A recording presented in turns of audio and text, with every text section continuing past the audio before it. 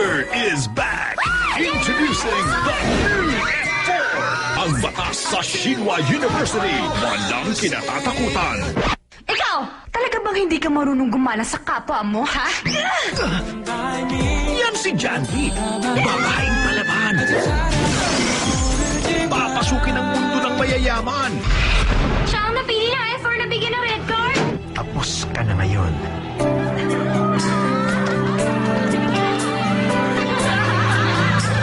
Sa kanyang pag-iisa, isang kaibigan ang kanyang matatagpuan, si Jihu. Pero may isang lalaking gugulo sa mundo niya. Ikaw? Si Junpyo, leader ng F4. Ang babaeng yun, hindi siya mawala sa isipan ko. At habang nagagalit sa akin, lalo lamang siyang nai-inlove sa akin. Ano bang gusto mong gawin ko? Tall and handsome naman ako. Matalino at mayaman. Hindi ako maganda, hindi ako matalino. Dahil lang sa mahirap ang pamilya namin. Hindi ka nga maganda, hindi ka rin matalino. Pero ikaw ang unang babaeng napansin ko. Pwede ba kita? Tingin ka sa baba. Wow, hard.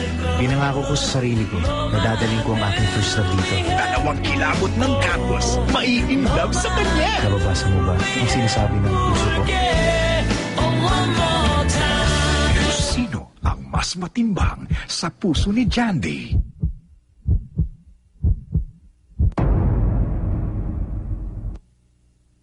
This May, ABS-CBN proudly brings you the Korean novella phenomenon of 2009.